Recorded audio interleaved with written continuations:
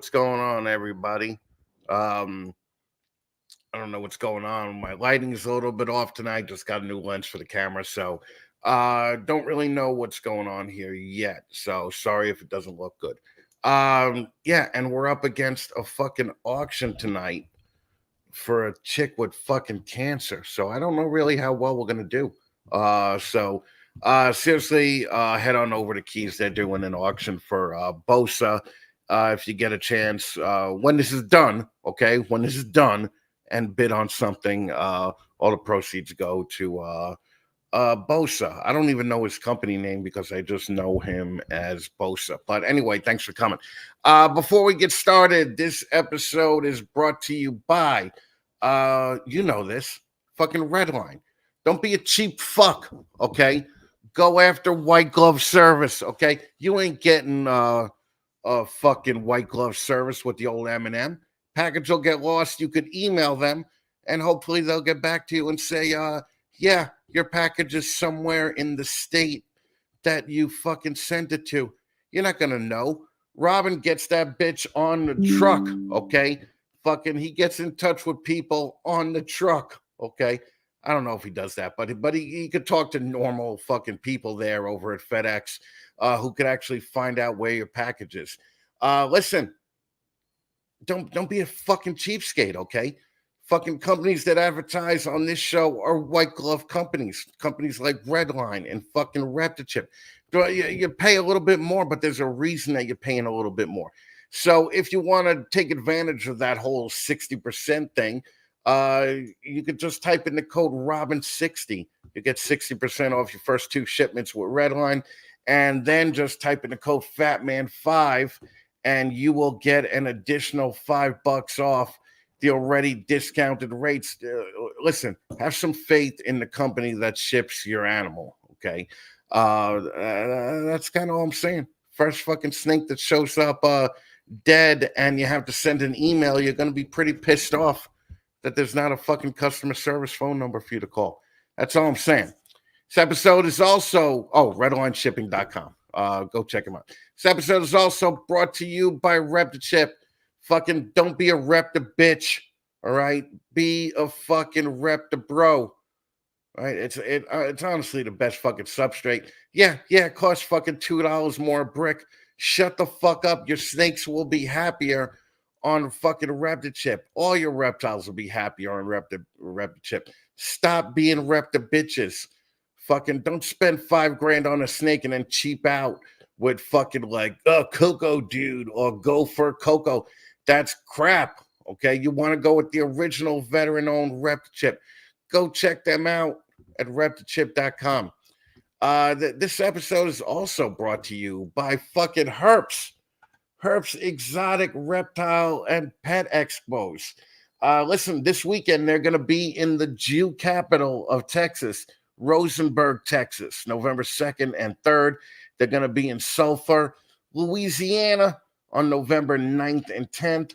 They're going to be in West Monroe on November 16th and 17th. That's Louisiana. They're going to be in Denison, Texas, November 23rd and 24th. Then they're going to be in Austin, Texas, December 7th and 8th. Then they're going to be in Slidell, Louisiana for the last show of the year on December 14th and 15th. Go check out herpshows.net. See what the best locally run fucking independent reptile expos in the country, how they should be run. Go tell Sean and Lori what a great job they're doing. Speaking of shows, I'm going to be at myself, Paul from Large Marge, and Kevin from Sugar Skull Serpents are going to be at the Gettysburg Reptile Expo on November 9th. So if you see us there and you want to fucking say hello, we'll be at the Conduit Constrictors table. At least we'll be there most of the day, just kind of hanging out. You see a fat guy in a wheelchair that looks like Eric Cartman, come say hello, all right? Okay, I only play an asshole on TV. I'm actually a nice guy, and you come say hello, talk to us for a little bit, and look, we're three losers from New York hanging out with a bunch of losers from Pennsylvania, so come hang out with us. A lot of shit going on this week. We've had a lot of shit going on the Patreon Discord. Speaking of that, if you see what we're doing here and you like what we're doing here and you like our take on the hobby and realize that you could love a hobby and still fucking recognize the shit in it, join the Patreon, okay, at patreon.com/snakes and the fat man. Also tonight, if you want to throw a super chat our way, that's awesome. That's how we keep the channel running. Because I'm not a reptile breeder. So, and apparently me going to shows pisses off other podcast people. So, fuck them. All right. Just fuck them in the ear. Gonna be in Gettysburg and we're gonna have a little bit of fun. So listen, I know that, you're really not here to see me. We got Jason Witkowiak, with some kind of Polak last name. We got him on 15 minutes of basement ball pythons. So let's check him out and see what he has to say. He's throwing his hat in the ring for the 15 minutes of lane contest that starts on November 16th this month. We're going to see who takes home the belt. November 16th till December 24th. We're going to announce the winner on December 25th. And our newest entrant is Jason Witkowiak, Witwiki. Anyway, here we go.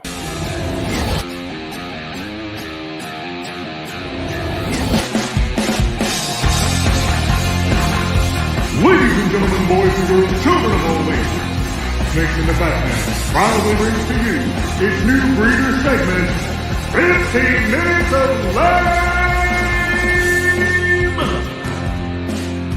What's up, guys? It's Justin at Canova. For the past 5 years, 15 Minutes of Lame has become a launch pad for so many new successful breeders and a badge of honor in this industry. It's been so amazing to watch the passion and dedication you guys have and to watch your businesses grow. Just remember, the next me might be you. 15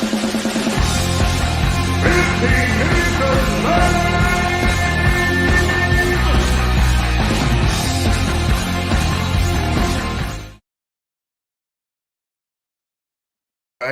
I was in such a rush.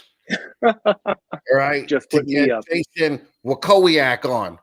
There I you forgot go. to do the fucking validations for all you fucking homos watching us. So, Jason, we're going to give you a special little thing. Start saying hello to everybody. Shauna, bring them up. Oh, hello. What's going on, Arvin? Thank you for being here. That's it. HJS, Oh, what's up? hey. Fucking Shauna's going real slow with this. Come on. Yeah, she is. More for Jamie. Thank you for being here. I appreciate the good luck. Stone Age. Thank you. Yes. Good story, I promise. Look, Charlie's in Charlie. there. Fucking A. Gotta love Charlie. Dick. Pronounce What's that. up, Dick? Yeah, what Jason doesn't know is this is eating into his 15 minutes. What's up, Montana Mike? That's a fucking cowboy name if I ever heard one. All right, Jason fucking sucks at this. We're gonna just. I do. Well, I'm move not on. the host. I apologize. We're gonna You do go this. for it. It won't take up your time. Genetic Fusion Reptiles. Clint, thank you for coming, man. We appreciate it.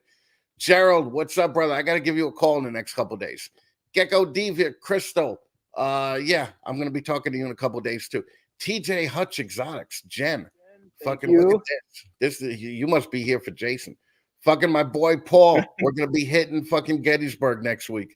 Very excited to do that with Paul. Scale Divinities. Amber, you got a lot of fucking broads showing up for you. I tell you. What is this? Look, another one. Fuck. I know. Fuck. Jessica Steve. What's up? Thanks for coming. Let's see here. Anybody else? That's it? No, I guess. No audience for me, I guess. Yeah, Shauna's just like, fuck this. The iPad's not working. Okay. Jason. Hello. Give me your last name again, please. Witkowiak. Witkowiak, man. That is the most Polish last name that I've ever heard in my fucking life, man. Oh, look, Sandra Cano there. Hey, that's fucking my Sandra. wife. That's your wife. Fucking hey. Tom Bernhardt. Look at this. Tom's going to be at Gettysburg. Fucking nice, Tom. Fucking good deal. We will see you there.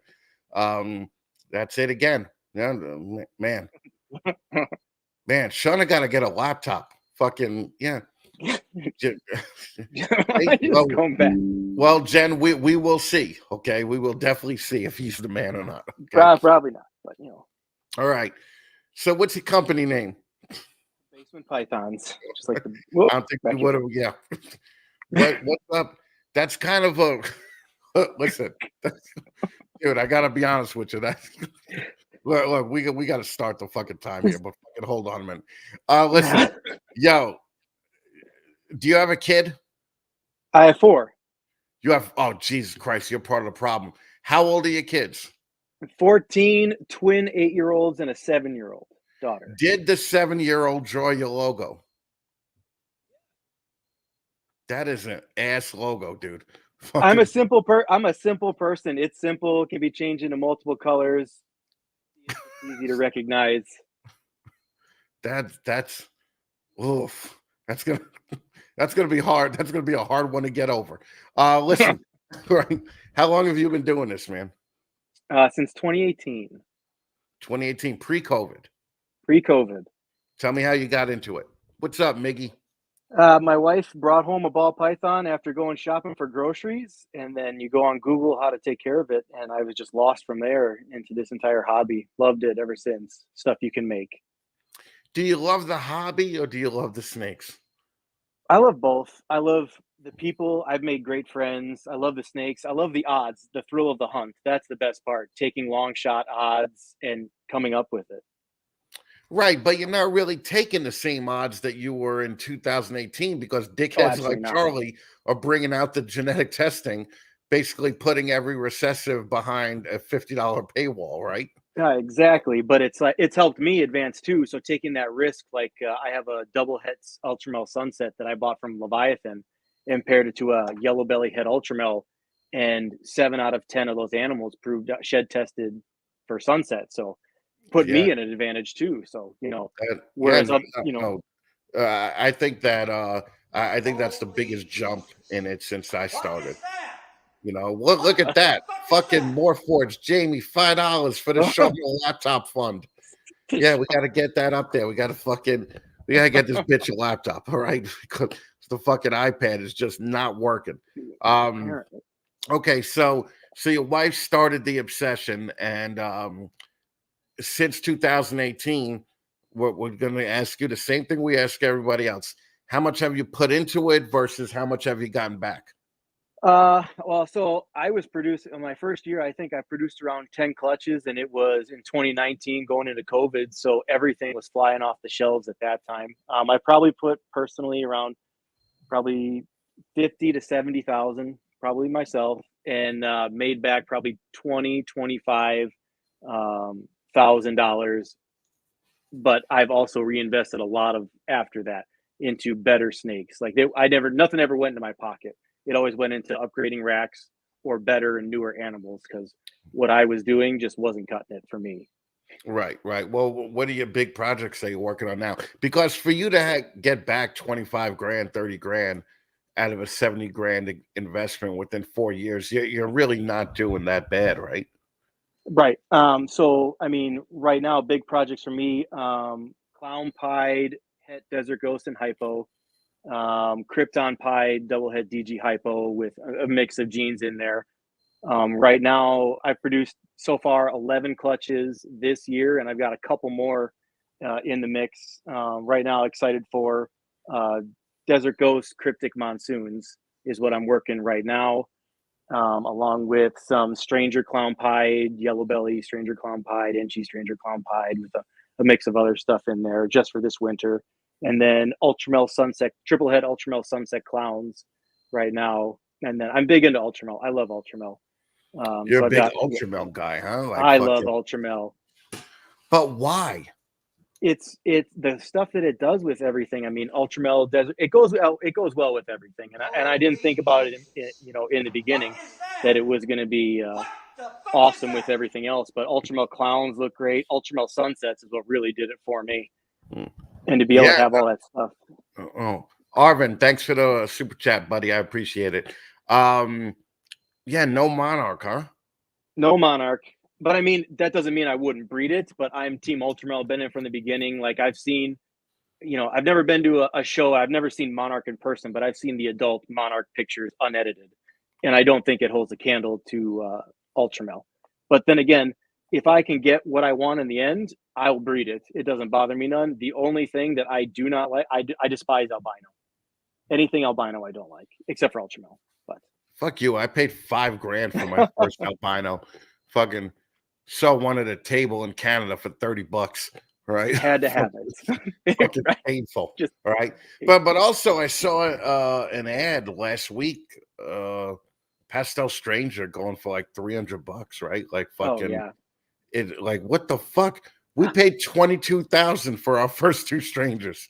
Yeah, And exactly. I mean, granted, it was a while ago, but yeah, the difference in how things go down is unreal. But you're in North Dakota now? I'm in North Dakota. Yep. And you've literally never been to a reptile show in your life. Nope, never been to a reptile show. So how could you claim to love the hobby and tell me how great your friends are? You've never met any of these people in person. No, you're right. You're right. It's all, I've known them for years. I've sold, I've been lucky to be able to sell locally and through Morph Market, Instagram, TikTok. I've sold majority of my snakes on TikTok. I've made tons of friends through all that kind of stuff. And I haven't had a problem selling until as of recently, with the market going down and me not willing to budge. I see people selling $2,500+ animals for $500, put them on sale for the weekend just to get them gone. I'm not willing to budge on that right now. I just want to say thank you to Gerald for the most random super chat that I've ever seen in my entire life. I appreciate that. $13.99. Thank you, Gerald. Right?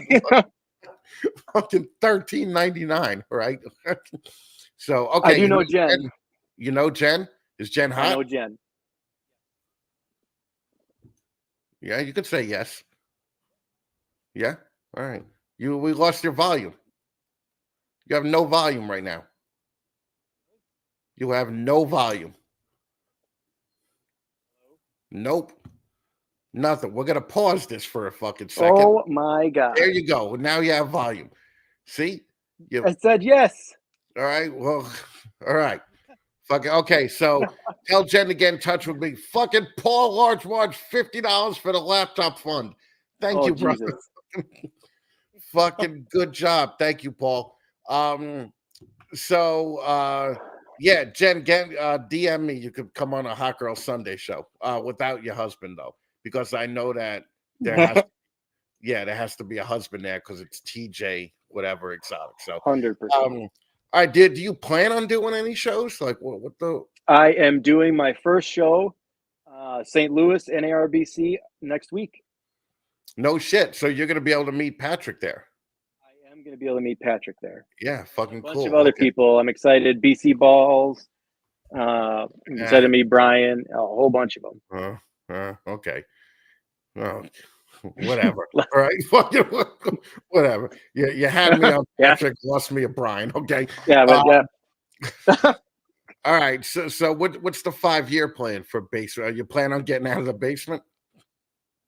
I'm gonna stay here.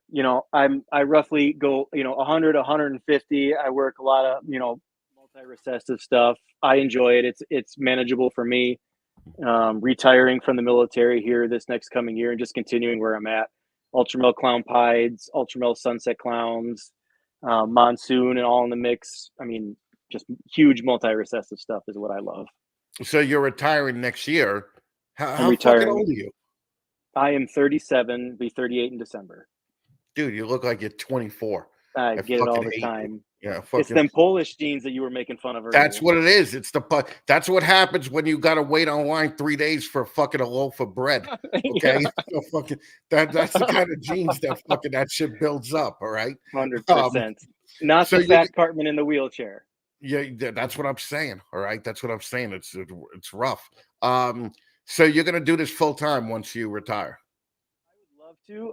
I don't think I will be able to do it full time and support all of the 6 mouths that I have to feed. So I'll get a second job, but I'm not leaving this anytime soon. That's for sure. I love it too much. Yeah. Why 4 kids? Like why? Like why? Why? Well, Why? I mean, it was only supposed to be 3, but the twins just happened out of accident. So Fucking see, you got fucked. God fuck yeah, you. Yeah, I fucking. got the Latina genes in my wife.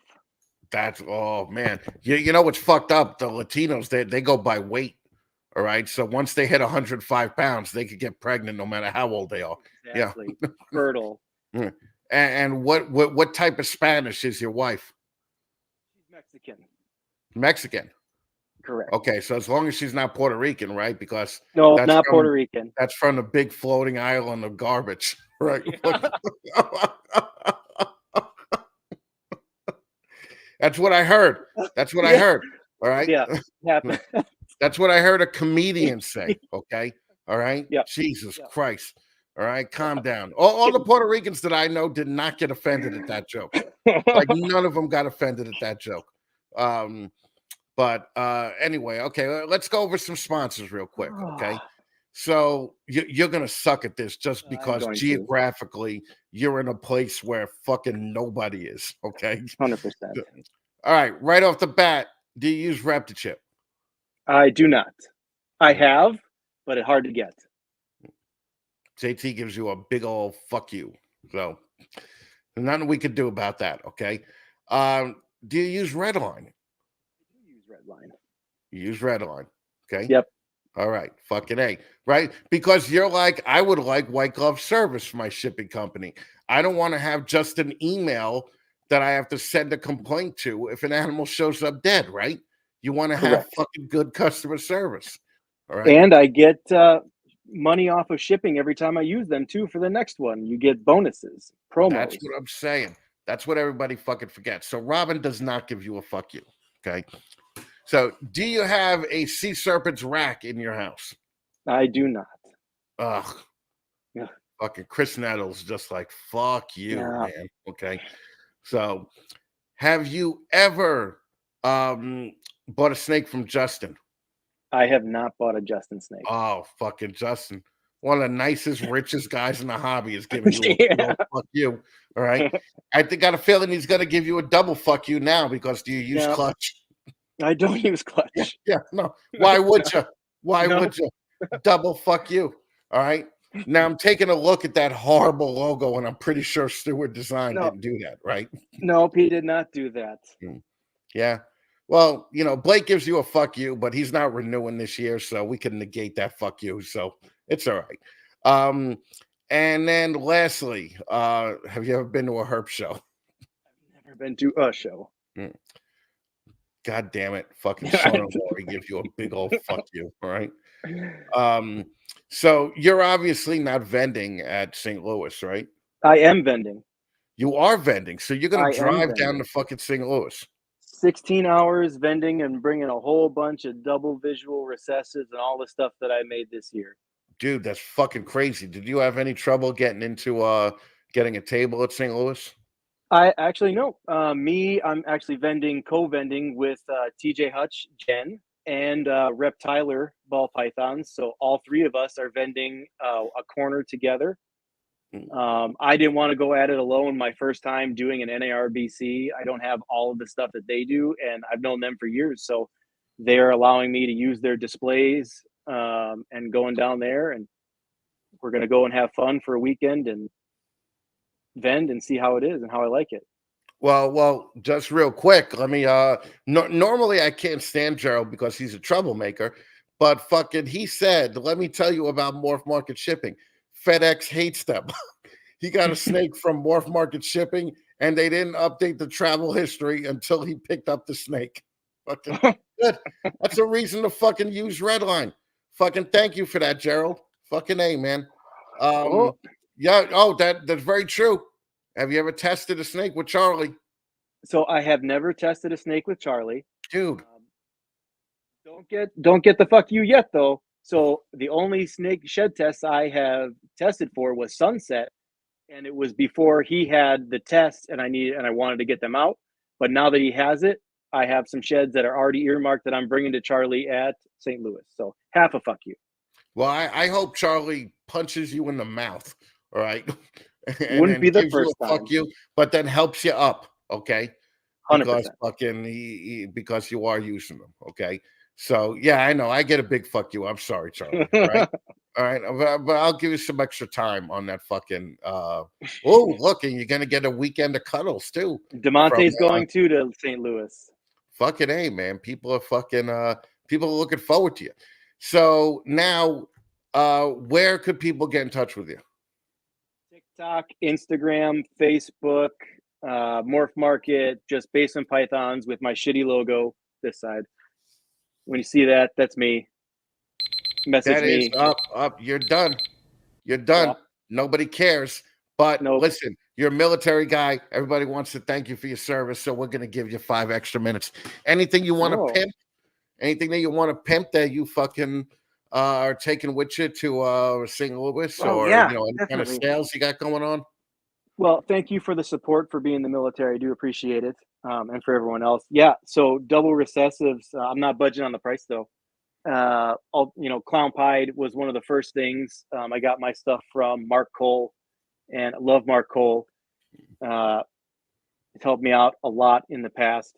But yeah, double recessive, double visual Clown Pieds. I'm bringing, however, I'm not selling. The second did the double head GCR Pied to an MJ Pied to prove that they are compatible. Before the shed test and everything came out, we produced the second of them, so they are compatible. What else am I bringing? You're gonna bring snakes onto a 32-hour drive just to show them off? Actually, not to show it off. Bringing one of them, and it's for Rep Tyler. It's his female, the double head GCR Pie. Just bringing him his. But so it's going to be there for the show just to give it to him. But no, I'm not bringing snakes on. No, just to show off. No, everything that I'm bringing is going to be for sale. And are you taking the wife with you, making this a little vacation? No, 4 kids.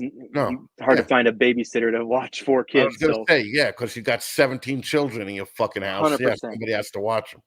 So it's just going to be me by myself with them. Well, your wife, you better be fucking careful of that Demona chick because fucking she's going to be cuddling with you. DeMonte. Yep, DeMonte. So, all right, Jason, thank you very much for hanging out and being here. I appreciate you fucking coming on. Thank you for I having look me. forward to seeing you what you do in the contest this year. So thanks again, brother. And everybody, Basement Pythons, follow him on Instagram, YouTube, wherever the fuck he is. Just follow the guy. He's a nice guy. He's a fucking vet too, on top of everything, and he has some nice shit. So go follow Jason, Basement Pythons, everybody.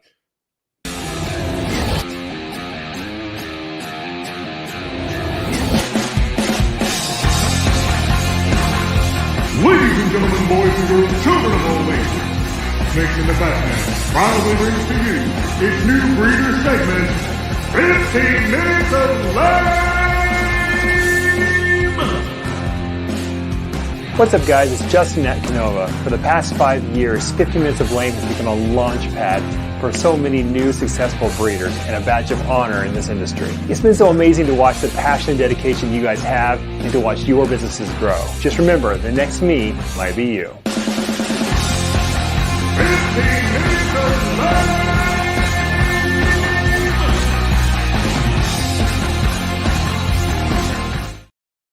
Yo, cool guy there. Fucking pretty cool fucking military guy. A lot of women showed up for him. That's a pretty fucking badass there, Jason. Fucking A. All right, listen, I fucked up Charlie on the question part of the 15 Minutes of Lane. So we're going to talk about Charlie over at Gray Rider right now.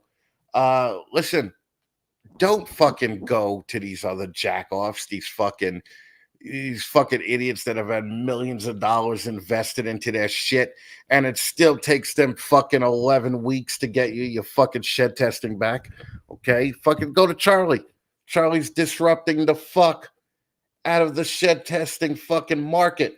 He has tests for, and I'm gonna name them all now, Charlie. So fuck, you can shut the fuck up, okay? Because I'm gonna name all these fucking things, and maybe it'll just keep you quiet next time. Okay, what the fuck you Chris's? Okay, Charlie has shed tests for Desert Ghost, VPI Xanthic, Wookie, Hypo, Mojave, Phantom, Yellow Belly, Spider, Sunset Clown, Bongo, Lavender Albino, Special, Russo, Gravel, Champagne, Puzzle, Cryptic, Spot Nose, Candy, Lesser, Piebald, Asphalt, Genetic Stripe, Chocolate, Hurricane, Albino, Bamboo, Ultramel, A and B, Spark, and Charlie. Update your fucking website, because don't you have Zebra now? Okay, I think that you I think that you do. I think that you announced it on our main guest fucking show like fucking a month ago. So update your goddamn website, Charlie. Anyway, there's no other better guy to go to. Charlie, get your shit back in like 2 weeks. Okay. Also, you type in the code Fatman, I believe, you get 15% off. Charlie also did a 5 shed test giveaway on the Patreon recently, and the fish guy on our Patreon got those free shed tests. So Charlie's kicking ass every time. Charlie, give me a call tomorrow. I see that you're giving 15% off. I'm hoping that you could give some Fatman people 20% off before the end of the year. So let's just have a talk about that and see what's going on. Go check out Charlie at shedtesting.com. Also, if you have 30 grand lying around in the bank, no clutch. No. Stewart Design. There you go. Fucking, if you have 30 grand laying around in the bank and you want somebody to do your logo and offer your marketing advice, Blake Stewart's the way to go. Okay. I believe he's headed more towards helping people out with marketing nowadays, but he also does great logos for like a bunch of national brands like Buffalo Wild Wings, like US Arc, like Clutch, or like Canova, like Cold Blooded Cafe, like TJW Exotics. Okay, fucking Blake is the guy. If you have some extra money and you're serious about doing an actual logo and getting help with marketing, don't fucking go to these jackass logo designers that just throw in your fucking keywords into fucking Canvas AI and it spits out some shit logo. Don't go to like these other shitty fucking companies in the Philippines that they have one ball python that they use for every fucking logo that they put out. Go to SD Design if you're serious about your shit. Listen, you know, even if you don't go to SD Designs, go at least to 5 or a 99 Designs, and don't go to these shitty fucking companies that all their logos look the same. But have an extra 25, 30 grand in the bank, go to Stewart Design. So, all right, now we'll do Clutch. Okay, or we could go back to me. Yeah, we really need a fucking laptop, man. This fucking touchscreen bullshit is not working, okay? Clutch, best ball python management software out there. There's other companies that do management software, but this is just ball python management software. And it's kind of the way to go. It's kind of like, you know, whether you're going to use Apple or you're going to use PC. And Justin, like I always said, is the Apple of the snake world. Everything that fucking Justin offers, it just works. So go to cltch.com or .io. Sorry, .io. I wish it was .com. It would have been a lot easier. Okay. Anyway, cltch.io. And check out the management software there. Do yourself a favor. If you have 10 ball pythons, use Clutch. Because if you have 300 ball pythons, you're never going to fucking do the initial work of all the inventory and everything else. So it's just not going to happen. Don't lie to yourself, okay? It'll be a waste of money if you do that. But if you have 5, 10, 20 fucking animals, the initial work into the product isn't a big problem. So go to clutch.io. Okay. Now, what's funny, we have Canova's main competitor here. Okay. I mean, like the main guy. Fucking Patrick. Well, hello. What's going on? Patrick of Aura. Okay. Of Aura. I know, it's weird, right? Fucking very exciting. Okay. It's for anybody that doesn't know, right? Yeah, if you aren't aware, I was formerly of Chimera, and things didn't work out so much, and I'm branching out on my own and forging a new path, and onward and upward and such. You're shedding your Chimera fucking skin. Okay. That's it. That's it. Or Andre regurgitated me out and has moved on with his life. I don't know which one it is, but it's one of those.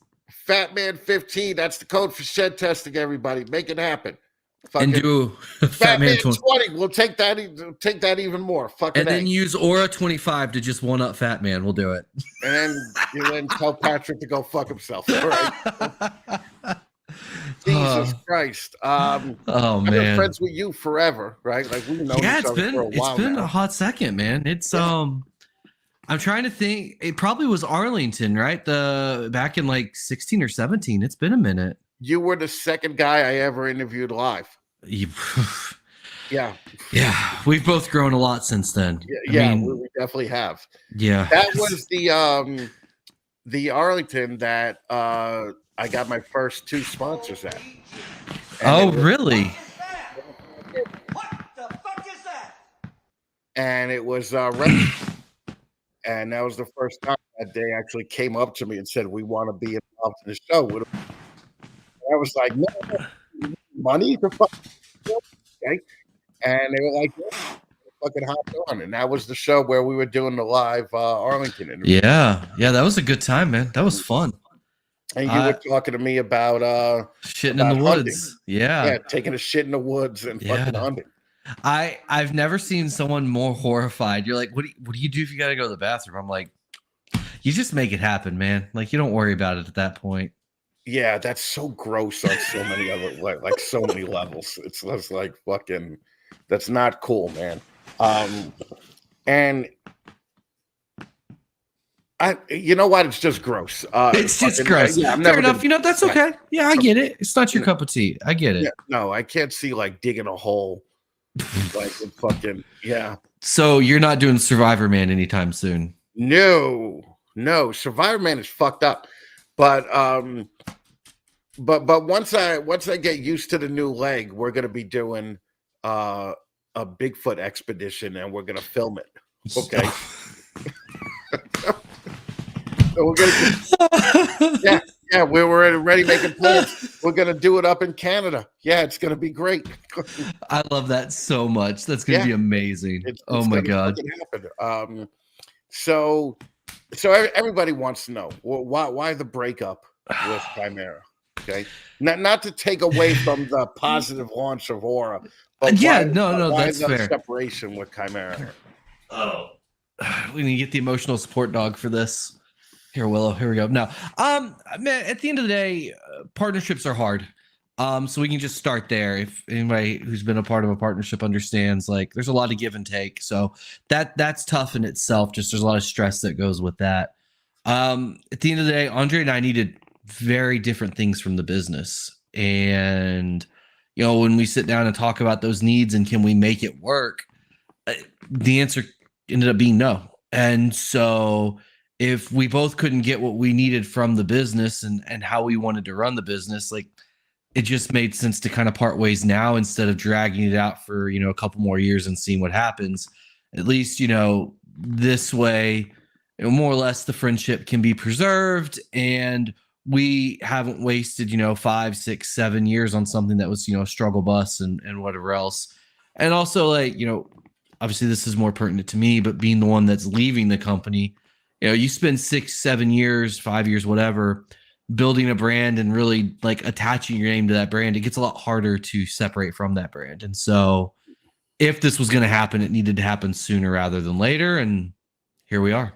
Well, this is, I mean, and anybody that wants to do a super chat and has a question for this guy, just will pull it up on the screen because this is one of the smartest guys in the ball python community, right? Like, I didn't know this when I met you. I didn't know this when I met you because even when I met you, you were still a guy pulling in $300,000 a year ball pythons, like $400,000 a year ball pythons. And I didn't know that about you at all.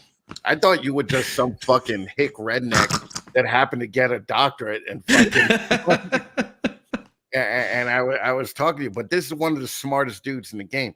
And it is, Dr. Patty Macknight. That's it. That's it. Patty cake. Yeah. So the smart thing about what you did with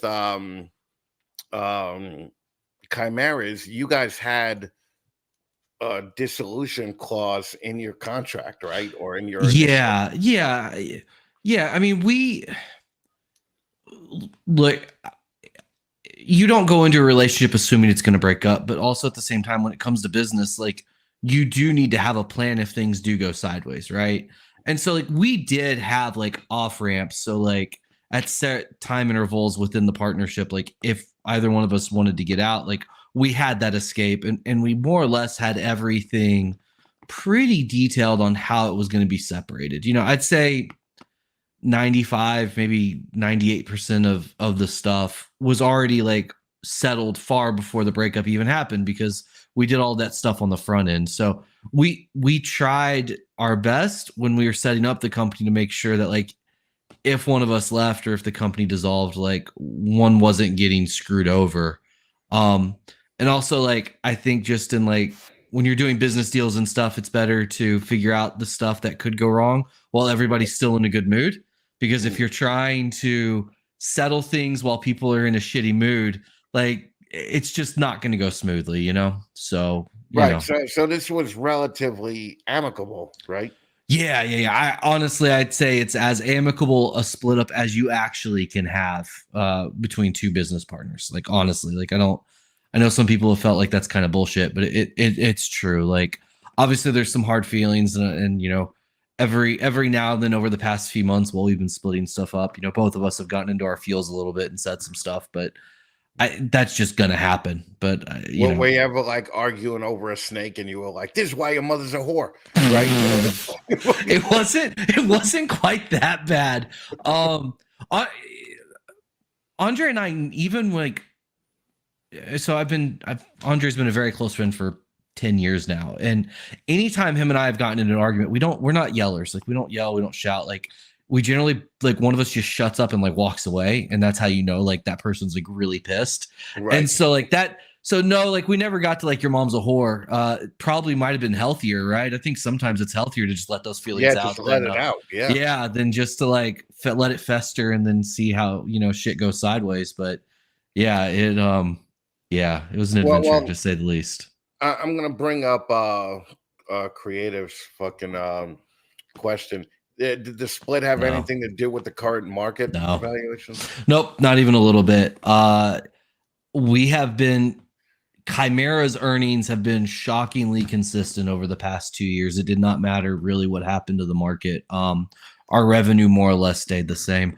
Now, and actually, like I looked at this as of August 28th or something. I can't remember the exact date, but it doesn't matter. As of August, our value per animal had actually gone up about $200. So no, the market really, like honestly, I know that it's tough in some areas, but what I've really found is the people that are putting in a lot of the work, right? And when I say putting in the work, I mean like actually marketing, not just putting your animals on Morph Market and hoping that they sell, but running Instagram ads, running Facebook ads, getting on social media and doing lives, doing podcasts, like really getting out there, cold calling pet stores to see if they'll take orders, like doing all of that stuff. Those people are doing okay. Pricing itself has gone down a bit, but I've kind of said this, since COVID, like we were so hyperinflated during COVID that at this point now it really just feels like pre-COVID, and it doesn't feel that weird to me because this is kind of what Andre and I both started selling snakes in. So this just feels more normal than anything. And relatively, your animals are high dollar animals, right? Relative to byproduct that you sell. Yeah, I think there's kind of a tier system, right? And high end is relative to the person. I'd say anything over like $2,500 is high end.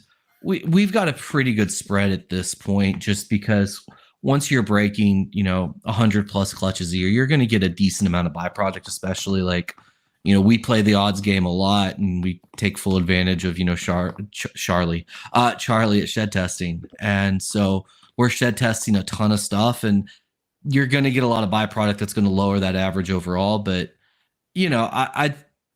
I couldn't tell you the exact number off the top of my head, but it's definitely over $1,000 an animal for our average sale. or around $1,000 an animal for our average sale. So, I mean, I think for a lot of people that's high end. I'd say that's pretty mid range, to be honest. But like, it's decent. You know, nothing to shake a fist at. Right. Well, I remember you and Andre showed up. This pre-Chimera while you guys were. It was for the Christmas special. Yeah, the Christmas special. And you guys were like on your way down to Georgia or somewhere to do like a fucking $40,000 sale, right? Yeah, but so I was like, maybe this motherfucker does produce shit. So it was actually it was a weird stretch where neither Andre or I trusted. That was like peak COVID. I didn't trust FedEx to deliver expensive packages at that point. Andre didn't either. And so we had done 2 like back-to-back weekend road trips where one weekend we drove all the way down, you know, the coast down to Florida, like West Palm area. And we dropped off like 60 or 70K in snakes. And then the weekend before that, we had driven all the way up into Massachusetts and had dropped off kind of the same thing, like 50 or 60K in snakes. So it was, like over those 2 weeks were like, you know, huge sales weekends for us. And it worked out really great, but zero faith in FedEx at that point, like zero. Right. And, you know, at that point, like, you know, it's, you know, that's, you know, 25-30% of your sales for the year. I was like, I don't really want to trust FedEx with this box that's worth $50,000. You know, I'm going to go and drop this off myself. And it cost me, you know, we'll call it $1,000 round trip, which probably wasn't quite that much, but still, I'll take that to feel safe, you know? Yeah. Well, I remember like back in 2011 or 12, when strangers first came in and we had to pick them up. I mean, this is pre-FedEx too. Yeah. And we got the 2 strangers from the Netherlands. Mm-hmm. I was talking to Danny and we seriously considered just flying out to get them because we didn't trust like Delta Dash or fucking, you know, anything like that. And then even then when you get the box, you're like, fucking, somebody knows I got 22 grand in the car. You know, like when we stop at a gas station, one of us is staying in the car. Okay. So, it's Andre and I, the first Tinley that we drove to, you know, we had probably 80,000, maybe 100K in snakes in the back of the vehicle. And I remember at one point being like, you know, if we get rear-ended, this is kind of just all over, right? And he's like, yeah, it's kind of scary, isn't it? And it's like, yeah, man, this is it. Like, well, you guys were doing partnering up for years before Chimera, right? Yeah, I think that's kind of what made us feel comfortable, at least attempting Chimera. Andre and I did a lot of stuff together. We did stuff together, but we didn't mix business together. Well, we didn't mix snake business. You know, we did rats together. We did a lot of that stuff. We did one show together. We did a couple of breeding loans together, but yeah, so we did stuff, just not snakes, like money wise, you know? Right. Yeah. And the majority of the Chimera sales were through Morph Market or online sales, or because I know you're not I want to vend a show guy. No, God, no. We're not that guy. You know? No. I mean, as Chimera, we've vended a total of 3 shows, right? 2 Tinleys and 1 AARPE. So yeah, I mean, almost exclusively online. And if not like directly online, definitely like people saw something online and like called one of us and reached out, you know, or people that we knew. But yeah, almost exclusively online.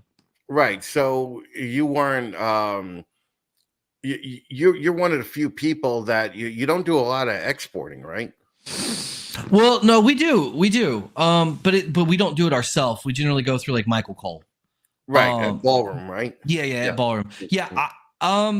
I couldn't tell you the percentage this year. A couple of years ago, probably 40% of our sales went overseas. Really? Yeah, okay. It was so like South Korea, Taiwan, were huge buyers, and they bought a lot. And then there's, you know, Europe, I wouldn't say we had like 1 or 2 customers that bought a lot, but it got spread out pretty evenly. So yeah, it's probably not 40% anymore, but definitely probably 20 or 30% would be a fair guess. You know, I wouldn't be surprised if it was in that range.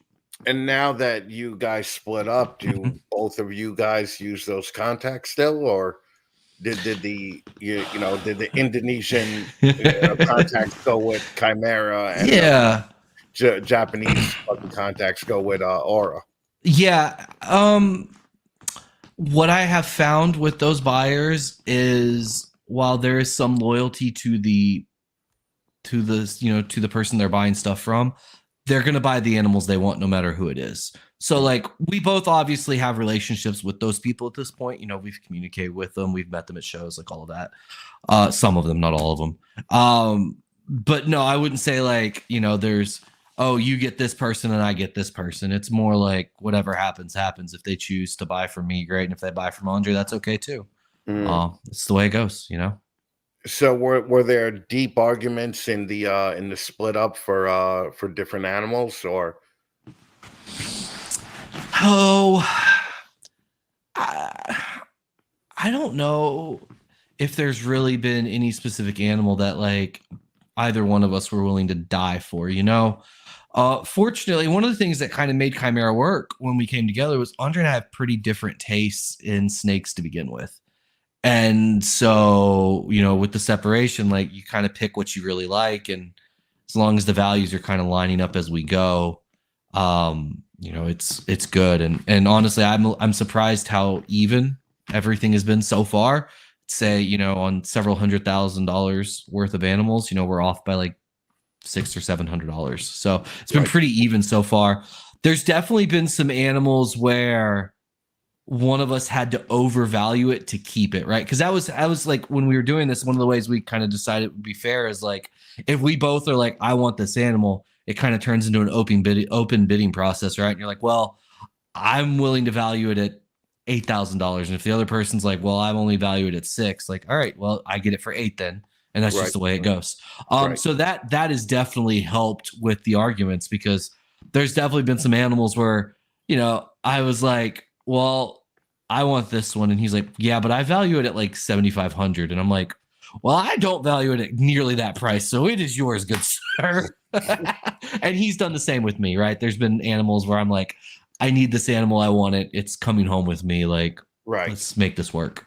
So, well, Troy from Balls and Strikes said, are you guys completely separating, or are you guys going to be sorting out the collection for a while due to the investment, the holdbacks, everything else? Everything's split already. Everything's split. The only stuff, and when I say everything's split, I mean everything that's hatched to this point. So, when we split up, like we both talked about, I don't think it would have been fair to just split everything up and then, the eggs that are laid over the next couple of months, those go to whoever, right? I felt like the business itself just runs through the end of the year. And so any eggs that are still being laid are still going to be split between us once they hatch. Mm-hmm. So the only stuff that hasn't been split up at this point is things that haven't been hatched, but everything else are in two completely different locations, completely split up, completely separated. So what are you going to offer now that's going to differentiate you from Andre? Yeah, that is the question, right? Because not for nothing, but you lost quite a bit in the last couple of months. Okay. Yeah. No. I mean, I think this is always a tough question. I think we're gonna have relatively similar projects for now. That's just because we're splitting stuff evenly, right? I think you're gonna start seeing a differentiation more within the next 6 months to a year as my own stuff starts hatching out in the projects that I'm working and the things that I'm bringing to the table. It's just gonna be different, but yeah,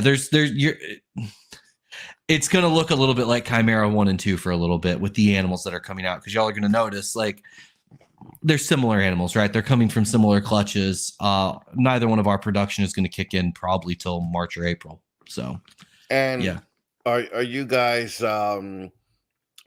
Is Aura still offering consulting? Is Chimera still offering consulting? Like, I don't know what Chimera is offering at this point. I don't know what all Andre is going to be doing outside of the snakes. I mean, he'll offer ball pythons. I can guarantee that. Yeah, I will be. So we'll be doing consulting stuff. I think we've talked a little bit. I need to get my feet under me. Like, it turns out moving a massive collection and sorting all of this stuff and getting things organized again is a little more effort than anticipated. You But think? yeah, it turns out, right? But yeah, we'll definitely be doing consulting, probably starting that within the next couple of months, like, actually advertising it and talking more about it. But yeah, we'll definitely be doing that. And the thing too is like, yeah, I'll just say, yeah, we'll be doing consulting. So it's just we need to get things a little more organized and figure out exactly how we want to make it best for everybody. But we'll be doing it. Well, you also, yeah, good. We could answer that. How did you decide on Aura? Chat GPT, baby. That's what I'm saying. Yeah. So let me run you through this whole process. So Andre and I, we break up, and Andre's actually really good at coming up with names for like businesses and morphs and all kinds of stuff. And so that was a big loss in itself. But I'm dog shit at it. I mean, truly terrible. And so I was like, you know what? I'm just gonna like brute force this, and I'm gonna have ChatGPT just crank stuff out. And once I find like 10 or so that I don't hate, I'll start sending it around to people. And so once, we got that list of 10, we narrowed it down to like 5. And then I sent it, all of the people relatively in my life. And then I also sent it to, younger people, right? Some of the employees and Molly and Brianna and some of those people. And they're like, Aura sounds like really cool. And like, it's got good connotation. And I was like, you know what? I don't hate it. Like I really didn't. I liked it a lot. And my wife was good with it. And, family was all good. And I was like, you know what? Let's just roll with Aura. It's also easy to say, easy to spell, just good stuff. So all around. Fucking it. That's what I'm saying. Fucking thank you, Troy. All right. What is that? What the fuck is that? So the deal is now too. One of the comments before was number one consulting point is don't team up with anybody, right? Like don't. Man, I don't want to be that jaded. Because like honestly, like thank you, Troy. Andre and I actually like our strengths and weaknesses fit very well together. You just need to make sure if you're partnering up, you both really need the exact same things throughout all of it and make sure that like everything is just very lockstep. That's the big part to it. We just, like I said, we just needed different things from the business. And that's something, if you're going to partner up, you need to have that conversation. Like, what are the expectations? What do I need? What do we have to do? Like, those are the conversations you have to have if you're going to partner up with someone. You can't, and you also have to be very willing to just have uncomfortable conversations. That's part of the deal too. Like if you're not willing to have an uncomfortable conversation with a person, you shouldn't partner up with them. It's just because there's going to be moments where you're going to feel awkward and you're going to have a conversation. And if you're not willing to have it, it's going to build resentment and issues are just going to happen. Well, I remember talking to you back probably more than a couple of months ago now. But you guys were just getting ready to break ground on actually building a facility. Yeah. How much of the breakup had to do with that and the pressures of that happening? So the breakup wasn't because of it. The breakup happened. How do I word this? The financial stress and like emotional stress, all of that from the project itself is not why we broke up. What expedited the breakup was that though, because for me, I didn't want to get into a situation where we owned this property and this new facility and then, we break up and now what do we do with all of this? Right. It's a lot of money to put into it, to sit on. And so that was actually the first conversation we had. I walked in the facility. I'm just like, we need to talk about this. But before we talk about this, do you want to own this property with me if we break up? Right. Right. Because if not, we need to stop this purchase right now. And so, yeah. So it wasn't the property per se as much as the property expedited that conversation. Well, and do you ever think to yourself, thank God we broke up before construction started on this fucking. Yeah, I mean, it's obviously I'm not happy that it happened. I'm happy that it happened when it did, if that makes sense. Like if it was going to happen, it needed to happen when it did. And so, Right. yeah, I'm very thankful that Andre and I don't have, a $500,000 property that we're having to figure out, Right. that, yeah, very, very happy with that for sure. And what you also lost your fucking social media employee, right? To the fucking to the biggest competition, okay, that you guys have. I told Justin this too. I was like, I'm going through this divorce with my business partner, and I'm going through custody battles, and I got the kids in the divorce, and then all of a sudden, fucking Daddy Warbucks comes in and adopts my child. And you know what? It is what it is. Like I've been very open about this with everybody. I know people had resentment towards Molly for it, and there's some. I'm not upset with Molly in the least bit about it. She made the right decision at the time. Like I couldn't make the financial commitment that she needed to be able to get away from a shitty job that she was at, and so for her it was the right decision, and I would tell her to do that 10 out of 10 times, Right. because it wouldn't be fair for me in my mind, right, to say, no, don't take the job with Justin. Give me a couple of months. Let's see how sales go. And then, let's make this work. And then if that didn't work out and she missed out on this opportunity for Justin, she's stuck in a shitty job, like the resentment there, I wouldn't want that. Like Molly and I are really best friends, some would say.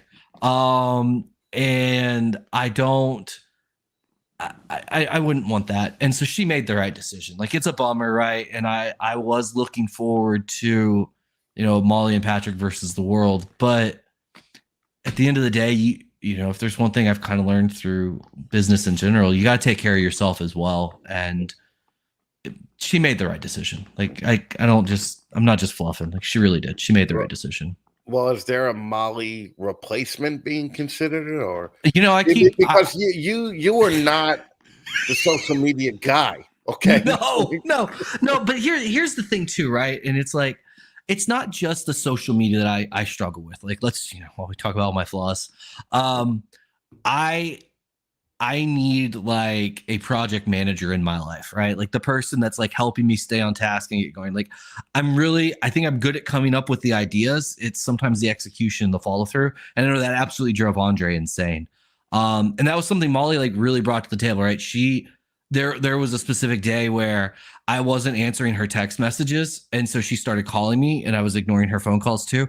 And then she proceeded to start calling Andre until somebody got a hold of me to get something because she needed a picture to post for that day, right? Like that was kind of the energy and like the vibe that I need to really like be successful. So yeah, there is going to be somebody else at some point that's going to be able to help me. I keep joking and saying it's going to be Sarah. I feel like Sarah sounds like a nicer person than Molly. Definitely more loyal. It's fine. Should do. What's that? You really want to be a dick, right? You just fucking offer Summer a little bit. There it is. Just offer. No. I think if I'm going to try and steal an employee, it's maybe I try Chase. Maybe I try a new patent, right? Like, it'll be Chase, right? Because you guys got a real like fucking like bromance going on. I was gonna say some would call it a bromance. I would, look. I'm not saying I don't occasionally get a broner, but like it's a real thing. Yeah, it's good. You guys are really just bro. So now you have a podcast, right? And a lot of people, Thank you for being very generous and calling it a podcast. Thank you. Well, it's not a podcast. You don't do audio. You don't put any fucking work into it. You fucking you don't put it out on audio. You sure as fuck don't promote it. You got the fucking cheesiest logo that I've ever seen in my life. But you do have a podcast where people could learn a lot from it. Yeah. But it's funny now because your podcast consists of 2 out of the 3 people who work for your biggest competition now. Well, how does that work itself out? Like real world, like fucking. Has Justin ever been like, you know, like, dude, I don't want you to talk about this on the podcast to No. Chase. And have you ever been like, we're not going to talk about this because this, you know, this is an aura secret or whatever like that? Nothing like that goes on. No, and I'll be completely transparent. The only time that there was ever, I would say, a hiccup was when we were like organizing guests early on, and I explicitly said like, we can't have Robin from Redline on, and we can't have Chad or Susie or anybody from Ship Your Reptiles. At the time, Troy and I were using Redline, and Canova was using Ship Your Reptiles. Right. And I didn't want there to be any real conflict there. And so for me, it was easy to just say, like, we're not going to have either one on. And that there was a little pushback at the moment, and people being like, I don't understand. And I'm like, I don't care if you understand. Like, really, like, this is the one thing, like, I felt very strongly on. No, look, Troy and I told Justin, and Chase really, but like, we weren't going to do anything that would get Chase fired, right? We were going to do our best. Like, you kind of know a line you can and can't cross. That being said, like, we're still going to say shit, and we're still going to pick, because that's what we do. Like, we shit on everybody, right? It's not like, I get that. Yeah. You're there, right? Like, I'm going to shit on everyone equally. Like, there are definitely some people in the industry I like less, and we're not going to do business or interact with or whatever. But like, I shit on my friends just as much as I shit on them. The difference is I do business with my friends, right? Right. So no, there's never been some issues there. As far as like having, Canova right there with, we've had Canova when it was Chimera, and I'd like to believe on some level, right, there's sloppy seconds on both sides there, right? You're going to get some fans that are Canova fans that are going to come and watch us because of that, and they're going to see me and my personality, and they're going to be like, hey, Aura and Justin doesn't literally have every snake on the market. So sometimes we're going to get some sales out of that. And I can very much so tell you, I've sent customers to Justin and been like, hey, I don't have this, but Justin does. Go pick one up. Yeah. Like, he's the only one that has it right now. Go pick it up, So yeah, I don't think it changes things that much for me, to be honest. But now it's Molly and Chase, right? And Eli, so it's actually 3 patents total. 3 patents, like and 1 Patrick. Look, if there's a hostile takeover and they take over late to the mic, it's okay. It is what it is. I'd like to believe. I'd like to believe they want me there, but who knows? We'll see what happes. But the bottom line is, you don't give a shit about that show anyway, right? Like, here's the deal. I like doing it. So what spawned all of this for me? When Andre and I merged, I took over social media duties, and we all know how well that went. And part of that was like doing YouTube content. And I, as you're learning currently, am the worst at getting actual like filmed content. Like, I'm just terrible at it. Like, once again, come up with the ideas, have no problem doing it. But like, if somebody's not here to film me doing it, it's just, anyway, you're not going to set it up. It's tough. Yeah. And it's not a good excuse. It's just what it is. Here we are. And so the podcast is easy for me, though, right? It's consistent. It's this set window every week, and it's content for the YouTube channel that gets followers, and people really were flocking to it. And then it made it so I could do that consistently. So you had a consistent flow. And then we did start doing, egg cutting videos once every couple of weeks, and like pro tips every couple of weeks and things like that, that kind of filled stuff in as well. And so it was just a way to really kind of bolster the YouTube content. And it's just kind of what it's been since, right? But yeah, we are now that, the 3rd patent has joined the ranks, and Molly is helping do more of a producer role on the backstage and helping with guests and stuff like that. I think you're going to see a big shift over the next couple of months. Like, we got much better. I shouldn't say better guests. Like, we've had some good guests, but like more consistent guests, consistent announcement of the guests, better quality questions, better quality content, more content. Like, I think it's going to be better, as we've all kind of been like, hey, we either need to do this serious or not do it at all. And so, right. Yeah. Well, why don't you just bite the bullet and fucking work for Justin? Wow. No, that's good. My wife has said for years I'm unmanageable. I did not.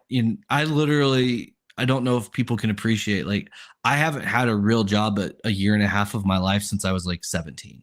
I worked for a defense contractor for a year and a half and realized I absolutely hated that, and that's what caused me to go to college.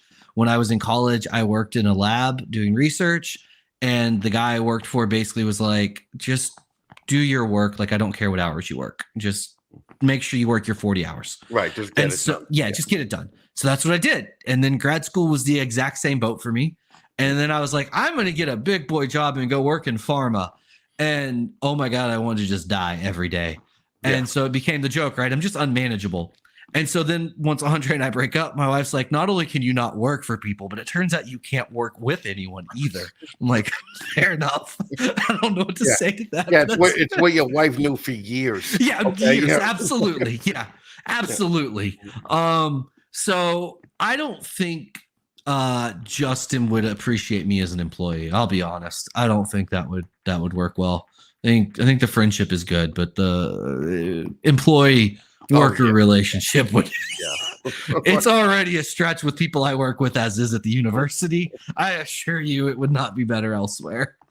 Well, and you still you still do the day job thing a little bit, right? Like yeah, so the job I have at the university, aside from like Wednesdays from 9 to noon, I can work whatever hours I want. Mm-hmm. And so there is so much flexibility with that position that like I generally am working on that job, after 10 or 11 o'clock at night, because I don't really go to bed till 2 or 3 in the morning most nights. So yeah, it is the most flexible position you could humanly imagine. So it allows me like to do stuff, to run the business during the day and interact with like normal people. And then at nighttime, as long as I'm getting the work done they need, they really don't care when it's done. They just need it done by certain deadlines. Right. And what did you do in pharma? Yeah, I did. So I did consulting, basically like bridging the gap between like scientists and like the actual pharma companies and like what decisions they should make for like startups. And then I also worked for it's called a CRO. It's a research consultation organization. Yeah. Anyway, I worked as a CRO just doing research projects. So like we had clients like Pfizer and GSK and Merck and people like that. And so, when they have drugs that need to be validated or they're working on, we would be helping like work with them to develop assays to validate those drugs. Yeah, it's rough. I work in pharma now, and it's like the amount of times you have to pivot within a certain product lifestyle. It's a lot. The money is spectacular comparatively, but it just wasn't my jam, wasn't what I wanted. See, now I'm a lot where you are, like at the university. Like, it doesn't really matter when I work. I show up for a couple of meetings, but I could work, 11 to 3, and get everything done as long as I, get it done. But there are deadlines and there are certain things that have to get accomplished. Yeah. If Chimera never worked out, or if snake breeding in general never worked out for you, what would you be doing right now? Because I'd be doing. I mean, the look is the disheveled look. I am in your camp with that. So I know that the opportunities are few and far between. Fortunately, people have very low expectations for scientists and their appearance, so I'm good there. I mean, I would be working for the university like full time. Like and when I say full time, I mean like I would take on like a proper, role at like the VA hospital or something like that, and be making significantly more money and blah blah blah. And my wife also makes like an obscene amount of money, so that really helps things too. To be honest, I got a sugar mama, and she's like infinitely smarter and way a harder worker than I ever will be. And so, as long as she's in the picture, we are golden, my friends. How many fights are about this in the house where your wife's like, I'm out in the real world doing stuff that matters. You're fucking home breeding worms together, hoping that you'll hit odds You know, it's funny because it's actually kind of so my wife works in like design, and so she does a lot of like commercial design and like furniture sales and stuff like that. And it's like it's cool stuff, I guess, but like it's furniture. Is like what I'll tell her. Like she'll be like, I got to get on this phone call and deal with this right now. And I'm like, it's furniture. What kind of fucking emergency can you have? What kind of couch emergency do you have? Right. That was like, and she'll give me that look when I know I'm in trouble. And I'm like, it's not the same. Like when I tell you I have to go into the lab because it's an emergency, like it means I got to go and do like surgery on an animal or something. It's different. Right, and then she's like, okay, well, what about the snakes? And I'm like, okay, well, I have no arguments there. There are actually no snake emergencies aside from like health issues, right? Like that's the emergency. Look, at the end of the day, like it makes money and it is like a real source of income for us. And she's good with that. She knew what she was getting into from day one. I've always been very entrepreneurial. All of this started from buying and selling Pokemon cards.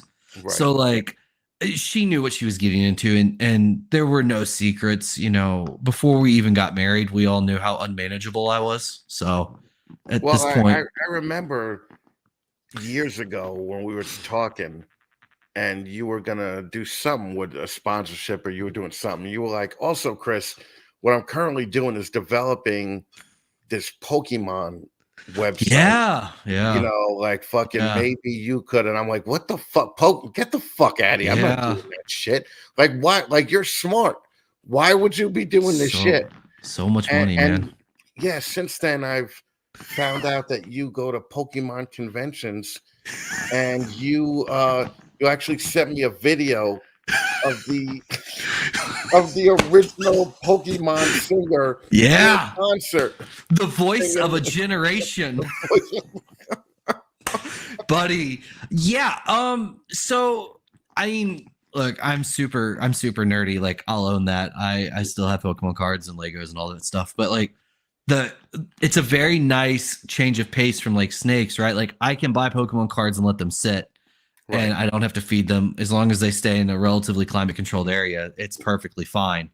And so it is a nice change of pace. The margins aren't nearly as good, but they're still, if you're willing to sit and like actually invest, it can be pretty decent. But you're talking like 10-15% margins at best on Pokemon cards if you're just flipping versus snakes where you're talking about hundreds of percentage points. So right. Yeah. Like Brizzy used to do that Lego shit, right? Yeah. And he's like, I sold 8 Lego pieces from 1985 for $400 a piece. And it's just this little fucking piece that was part of a fucking set. Yeah. There's money everywhere, people. I mean, like if you're not making money right now, like you gotta be a real idiot, right? To not make money right now because there's so many ways. You're what, 35? I'm 36, yeah. 36, right? So you remember back when you were like fucking 17, 18, and like making money was hard, right? And you had to go to school and you had to fucking do whatever, But making money is so easy right now. It's very different, right? Like I think there's more there. It's probably fair to say there's more ways than ever to make money now. I think the big difference is there's also probably more ways to lose money. No, that's definitely true. And one constant is you got to put in the work, right? Yeah. It's like like you can't just do your Pokemon bullshit or Brizzy's Lego bullshit and not put any work into it and not have the knowledge of the shit. So like when I try and explain, like, because that's actually a perfect point, and it's not even just like sometimes it's not even just like the minimum work, right? So like with the Pokemon cards, when I started, I had no idea how to play the Pokemon card game at all, any of that, but like I had found these cards in my closet, took them to a comic book shop, they paid me a lot of money for them. I was like, great, this is cool. I'm going to start just flipping these things because I saw the margins. Right. And I started going to Pokemon card tournaments and I would just ask people like, hey, do you have any cards you want to sell? Here's my price list. And at the beginning, my price lists were literally just print offs from like card shops online and what they were offering to pay. And I would literally like print out their list and knock 10% off of their prices, knowing that I could just immediately sell it to that card shop and make 10%. Right. Right. And so I was doing that, and then you're learning pricing while you're going through that. And then one day I was like, you know what? I'm just going to learn how to play the card game because I'm at these tournaments anyway. I might as well like kill some time, right? And so I learned, and I started getting good at it, and I started networking more and connecting with like the people that were really good at it. And what I found was the better I got at it, the more well-known I got. All of a sudden, people were coming to me to sell me their cards because they knew I was a buyer, and they also just knew my name, right? And so then I started putting in more effort to get good at playing Pokemon cards, and all of a sudden I'm, going to like Pokemon World tournaments and like, traveling all over the, country to go play Pokemon cards so that I can then buy and flip cards. Right. And that was tons of effort on the front end to learn how to do all of this stuff and like network and all of that to be able to make the business work. There were people that came in and tried to just flip cards at the same time that didn't put in any of that effort, and it didn't work out for them. Right. And so that's the thing. Like if you're going to go into a business and you want to be successful, you have to really put in a lot of work. It's not just the bare minimum ever. It's I talked about at the very beginning, right? With like marketing, just listing your snakes on Morph Market is not marketing. Like that's not it. Like that is literally the bare minimum at this point. You have to do that's marketing. They do, and that's not what it is, right? Go take some time and like do some studying on like actual proper marketing. Even if you just want to do something like figuring out the best times to like post Instagram content or Facebook content or YouTube content, like all of those things are marketing things that are free to do that just take your time equity to do. I realize, ironic coming from me who was refused to do it. I paid someone to do it. If you want to go that route too, that's an option. Well, that's a good way too, right? Yeah, absolutely. Pay people. I mean, that's the thing too. I think self-awareness is like one of the most important traits you can have in just life, and especially in business. Understand your weaknesses, and when you're bringing people in, make sure those people fill those weaknesses. So like a lot of people asked when we first hired Molly, like, what qualifications did she have? And she had no social media qualifications, but like what she did have was persistence, and she was like on top of stuff, right? It was the constant hounding, the constant like, hey, if there's anything you need, I can help you with. Like, and I saw that and I was like, this person fills a need that I have right now. And that's someone that's going to be able to stay on top of me and still put out content. She can learn that stuff. Those things can be learned. But the persistence and the go-get-itiveness and all of that, those are my weaknesses that I desperately needed. And I think like also as a business person, like look at yourself and figure out what do you suck at and how can I find somebody in my life to help me with that, Right. Yeah. And that's actually good at it, because really the thing that I found is a lot of these reptile women, all right, that they have these big social media followings, right? And they think they know social media marketing, right? Because they have 30,000 followers, 50,000 followers. But if you stick that same woman in a job where her job is social media marketing, she would be totally lost and not know, the actual analytical side and everything else that has to do with social media marketing, right? So, what was Molly that analytical girl when you brought her in, or was she just like I could throw some posts up on Instagram? Molly, I would not say came in analytical, but she dove in, had like within the first week she was bringing conversations of, based on our followers, based on when they're looking at our stuff, this is when we should be posting content. This is what even as far as like, we started looking at the stuff and it was like, okay, maybe we shouldn't be posting on Instagram like every day. Maybe we just do it like 2 or 3 times a week. Mm-hmm. And then also like we focus on like the YouTube and then like the TikTok she was crushing. And so that's what she brought in, was more like, she didn't come in with specific, like she understood social media. I mean, 25-year-olds, they grew up with this stuff, but she dove in head first though, and really had good insight and was willing to look at the numbers. And then also outside of the numbers, look at like, okay, this platform is great for this, Patrick, and we're hitting this demographic with this platform. But now let's talk about TikTok, and TikTok is going to be able to help us move our pet stuff, right? So what I need from you is more videos that highlight like the cheaper stuff and the snakes and more of the snabies and the snoops and the booping and all that bullshit. She's like, we need that stuff because they really like that stuff. And she's like, and you can do that. And so then you focus. And so then it was also organizing what content goes to where, right? Right. So, right. yeah. Well, also there's a thing like the numbers are kind of misleading on social media, right? Because very much so. You could have 30,000 followers or 30,000 subscribers, for instance, on YouTube, and be making $1,000 a week, Yeah. $1,000 a month. But then there could be somebody with just 1,500 subscribers on YouTube making, $4,500 a month, $5,000 a month. Yeah. Depending on what algorithms hit, whatever. And also, I think the algorithm thing is bullshit because I always laugh at when people on shit that we do, on fake shows and all that, be like, make sure you leave a comment. It'll really help us with the algorithm. Yeah. Dude, you have 300 views. Like the algorithm is not looking at you, that are like, I don't want to say this because I'll get shadow banned. Like Instagram is not looking at you. I promise.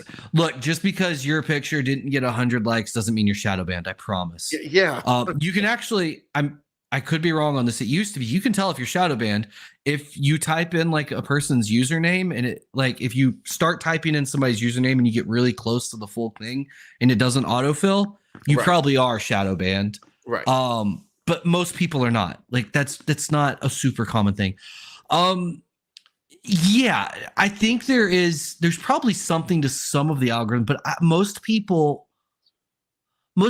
aren't doing enough to really hit a lot of those metrics, right? Like I was talking to someone the other day and they were like, these are how you can get rewarded by YouTube, right? Like if you're using all of their platforms, right? You're doing shorts, you're doing lives, you're doing long form videos. Like if you're doing all three of those things, you're going to get slight boosts to your stuff. If you're doing videos like for long form, if you're doing videos that are actually 10 minutes plus, like that's going to help you because that's more of what YouTube wants. And so YouTube will reward. But if we're talking about just fucking comments, like I never commented on Instagram stuff and we got great engagement on Chimera. Now we didn't have a ton of followers, but we also that wasn't our only thing we were focusing on, but we were consistently growing by 20 25 followers a day, which is not, that's not bad. That's pretty decent. Well, the thing is the type of follower is more important than the number of followers. Absolutely. Right? Yeah, absolutely. If you got 25 Chimera fans that'll buy from you, those are worth so much more than 50 fans that are in Pakistan or fucking Czechoslovakia. Right. So I think that's some of what you see with the Patreon, right? Like when you look at some people have these massive YouTube followings and then their patrons, they have 3 people in it. And you're like, I get what's going on. Versus somebody like Leviathan, right? Relatively speaking, they do not have a huge following on YouTube, right? It's 5,000 or 6,000 people, I think, last time I looked. That's more than I have significantly. This is not me knocking them. I'm saying in the grand scheme of things, 5,000 or 6,000 is not a huge number. Right. They have a spectacular Patreon following though, and that tells you that those subscribers they have on YouTube are very faithful, very loyal, and they are the perfect target audience for what Leviathan wants, which is exactly what you want, because I'd rather have 5,000 super loyal subscribers than 50,000 flaky ones, right? Well, right. Well, and that's like when you see for instance on YouTube, people with 6,000 followers, 10,000 followers, 15,000 followers, yet they have 300 views per show. Yeah. Come on, right? Yeah. My Puerto Rican friend, fucking Brian, is the math ain't mathin', right? The math ain't mathin'. Everybody knows, that you bought those followers. Okay? You either bought it or you had one video or 2 videos that drew in a bunch of people. They subscribed to you because they were hoping your content was going to stay like that. Right. And then it didn't because it was an anomaly or whatever reason. And then they bailed. And now they're useless. That's, and I think the person, if they have enough awareness, can see that, right? If you do a video and you get a massive spike and fall. Late to the Mic had a huge spike early on. We had Snake Discovery on. Right. Of course. Snake, huge. I think we got 200 followers overnight. with Right. subscribers overnight when we had like 100, right? Right. Guys, shock and stun, most of those are gone now. Like, and it's because that they weren't we were very cleaned up. We were a lot of fun. We had a good time with Snake Discovery, but that's not what our content was going to be every week. Well, and also, it's like a gym membership, right? Like once you Yes. subscribe, it doesn't mean you're going back. Absolutely. Yeah.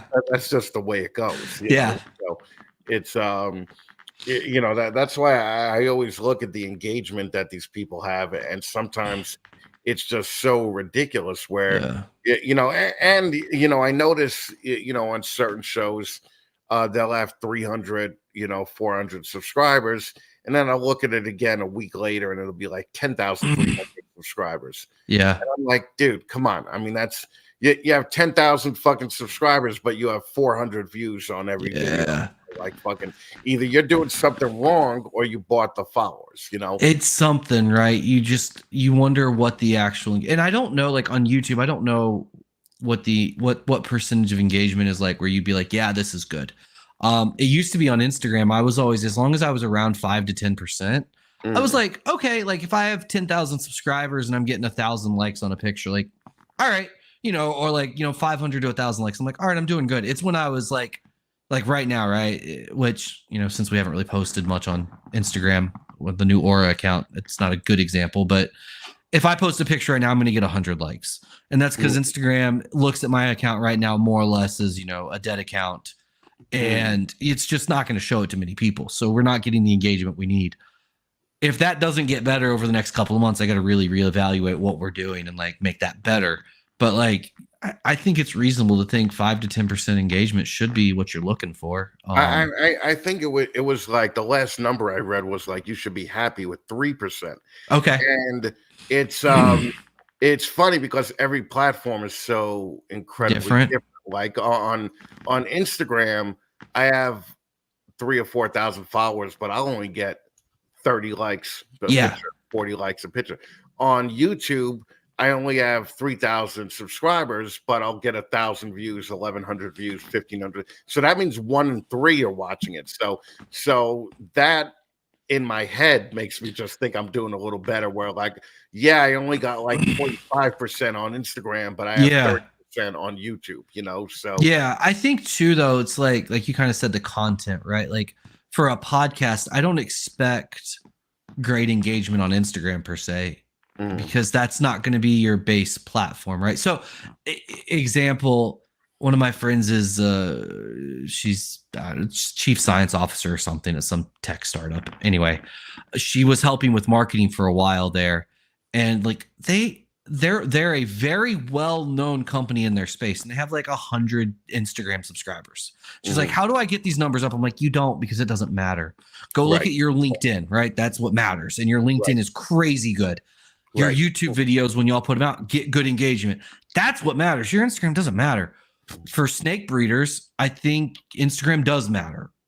For a podcast, I don't know if it really matters, to be honest. Like, I don't worry about the late to the mic thing. It's there just because. But like, I don't know if people that watch podcasts are really taking a ton of time. Like, if you were to go look at like Snake Discovery's Instagram, they only have like 100,000 subscribers. Like, that's not a ton. Even podcasts like, Joe Rogan, right? Like, they don't get tons of engagement. I mean, it's not terrible, but that's one of the most popular. It is probably the most popular podcast on the planet. And I'm willing to bet their engagement's not spectacular. So, well, I mean, with Snake Discovery though on YouTube has 3 million subscribers, right? Exactly. They always have. They consistently hit 50, 100,000, views on everything. One other thing I wanted to bring up is that you were actually my introduction to RGI, okay? And you were doing some work with them at the time, right? You were consulting, I think. Yeah. So when you guys were doing RGI, did you ever expect, or maybe you don't know this, maybe you didn't get into high-level discussions, but did you ever expect like a guy in his garage would fucking come out and be the biggest competition?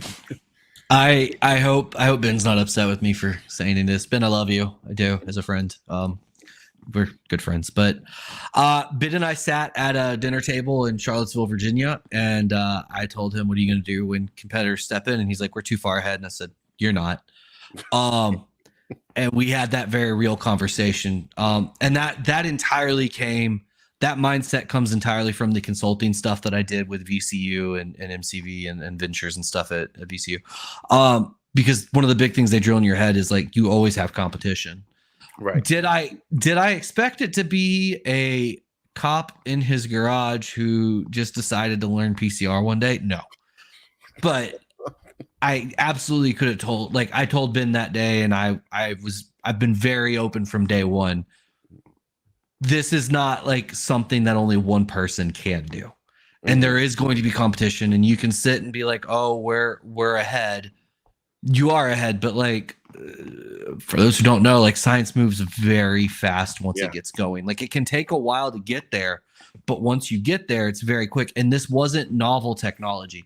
The only thing that has held us up for years is the price. And once the price of sequencing got cheap enough, it was just a race, because genetic tests have been around since PCR was invented in 1986 or 7, whenever Kerry Mullis did it. So like that's been a thing since. So yeah, everyone should have seen this coming. Like it was pretty vocal. Like I once again couldn't have told you it was going to be Charlie. But somebody was going to do it for sure. Right. Yeah. Okay. Yeah. All right. For sure. And you know, I kind of want to end this up. We're going at 90 minutes now, but what's the big thing? I mean, is there a giant Aura launch that's going to happen in the next fucking 3 months or 2 months? Because today is technically the day. Yeah, today is allowed to launch Aura, right? Yeah. I mean, if I were to say like the big launch is going to be at March Tinley, like that's when, you know, I'm going to have all of the merch and we're going to be slinging stuff and we're going to have some really cool new project animals and things like that. But you know, we already have a decent following on, and like, I don't know, like the big launch, like for being honest, nobody gave a fuck when I did it with Chimera. So I was like, there was a lot of effort then.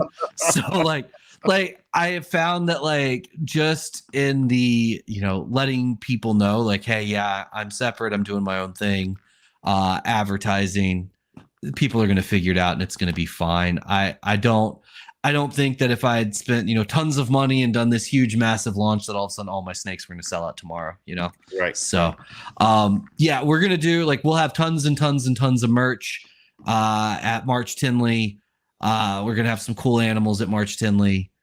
But yeah, I guess, you know, the first official show that I'm doing is going to be the St. Louis show as Aura. But even that, like, I'm not going to have any merch to hand out. It was a very last minute show, and I'm going to, you know, hang out with Troy and his crew. And then Robin asked to do some stuff with the new Palm Street stuff that they're launching. And yeah, it's going to be good, but yeah. So you're actually vending at St. Louis? No, I'm not vending. No, I'm just going. Yeah, I'm going to help with some of that stuff. I offered to ship some animals to do some of the promotions they were doing with Palm Street, but he said that those were all filled, so he didn't need anything. But I'm going to help with stuff. So whatever I told him, whatever he needs, I'm there to help Robin out. Robin's one of those people that like you kind of said early in the ads, right? Like I'm willing to pay extra to help out good people in the industry. I've said this forever. I've been a Reptichip customer since, you know, I met JT. Yeah. And JT and I met during a fight on, I shouldn't even say a fight, a conversation on Facebook where we had very differing political views. And it was such a civil and good conversation that like when I saw him a few weeks later at Tinley, I was like, I just wanted to say thank you. Like it was actually refreshing to have this conversation. And like from that moment on and getting to become very good friends with JT and growing close with him, like I was like, this is somebody that takes care of the hobby and cares about the hobby and cares about people within the hobby. I don't care that the bricks cost a couple dollars more. It's fine. Right. And Robin's the same way at this point, right? Like I appreciate what's going on with Morph Market and dairy and making things cheaper for people and whatever. That's fine. Robin is somebody that does an incredible amount for the industry, and most people would never know. Like if I wasn't here to tell people, like, hey, like Robin did this to help these people, or Robin paid to have these people, or Robin did this just completely out of his pocket, no one would know. And I think he's just a good person that just helps the hobby out.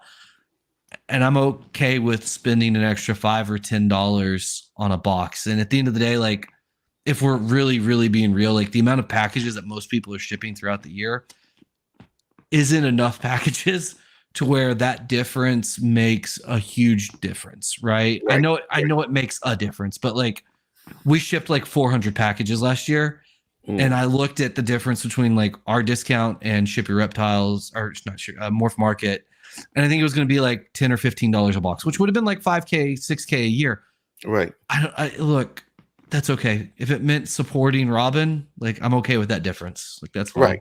Yeah. You know, but also you're in a hobby where a lot of people are like, if I could save $5 or $6 grand a year, I'm going to do it. Right. Regardless. I get it. And and I understand I'm coming at this from a place of privilege. I am in a situation where I have a wife that has a great job. I have a good job outside of snakes, and I also make a good amount of money selling snakes. I realize that I have all of that going for me. And so for me to get on my ivory, on my soapbox or my ivory tower and be like, oh, it's only $6,000. I know that's a lot of money for a lot of people, but also like I'm willing to bet the average amount of packages most people are shipping are like 30 or 40 boxes a year. So maybe you're only talking about $1,000 or $2,000 difference. Right, exactly. And if that money goes to support someone that really is helping our industry, to me, maybe that's worth it as well. Right. So I'm not trying to sit here and pretend. It's funny because all the people that are like, oh, it's all about the industry and it's a lifestyle, then you should support the fucking people. Well, that are dude, doing good for the fucking industry. While I'm in my ivory tower, fucking USARC support is a joke, right? Like, the membership in our industry is an absolute joke. When I could be wrong. Bronze membership is $40 a year at this point. And you get a fucking t-shirt with it, which really means USARC is getting like 13 cents out of that deal. Because they also ship it to you. Guys, at least here in Richmond, the ASPCA, when they ask for money, the minimum donation you're allowed to do is $25 a month. Right. That's the minimum. And they fucking harass you every time you walk by.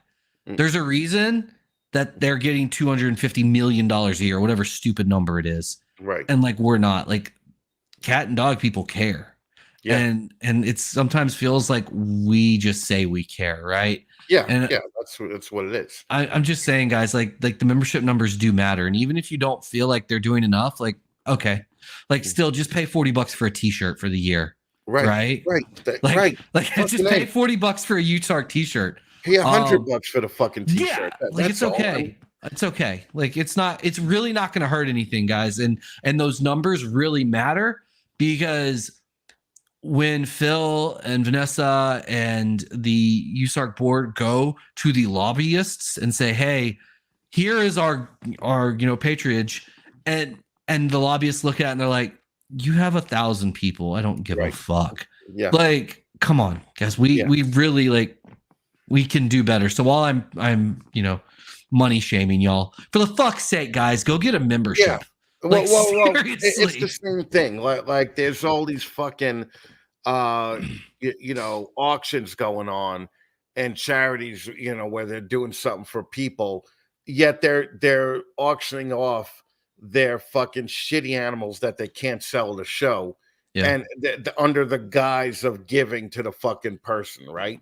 But like there is zero loyalty or parting with money weighs about a large percentage of this hobby. Yeah. Okay. Yeah. So that's the type of shit that I actually enjoy calling out. Yeah. Because it's like you're preaching one thing, but then you're raffling off a fucking yellow belly head clown male for $9.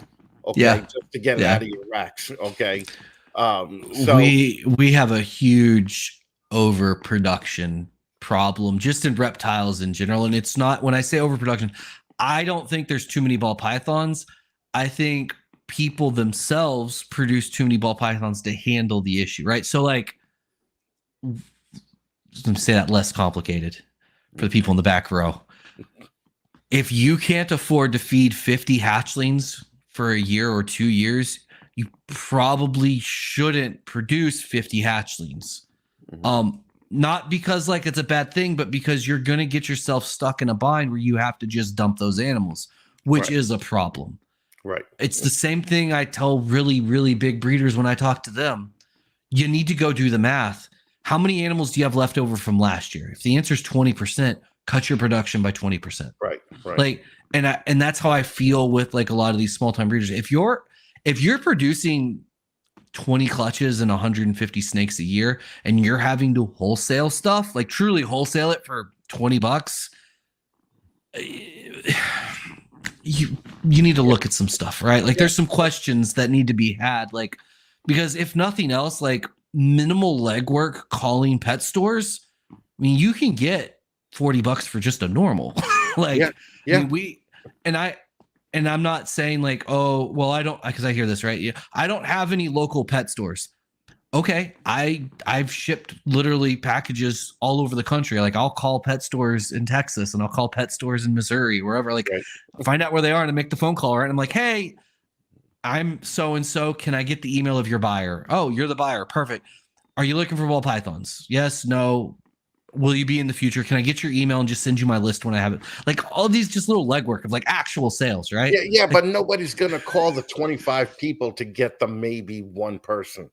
But they should. And that's actually a great average. If you only had to call 25 people to get one buyer, that's great, right? Right. Normally but you would send out 100 resumes to even get one call back. Sure. But if you put the legwork in on the front end and you go and you do that, and then you say, okay, hey, like, even if they don't want to buy right then, perfect. Do you mind if I send you my list when I generate my list? Do you mind? Can I get an email to send those? Then it's just real easy, right? Then it's just a fucking just email list that you're sending, and you do get hits off of those. So like sometimes, like you're right, it can be very depressing to make 25 phone calls and get 25 no's. But at the end of the day, like a no is just the answer before you get your yes, right? Like you just got to keep going.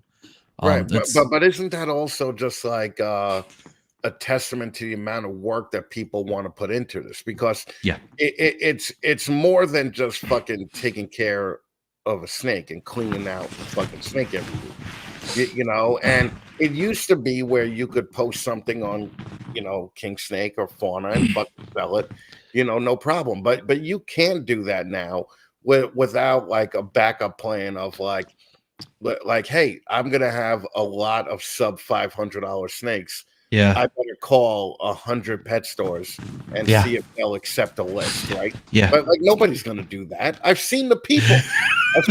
No, like, but this is what I preach. You need to. This is the thing. This business is a lot of work for 3 to 5 years.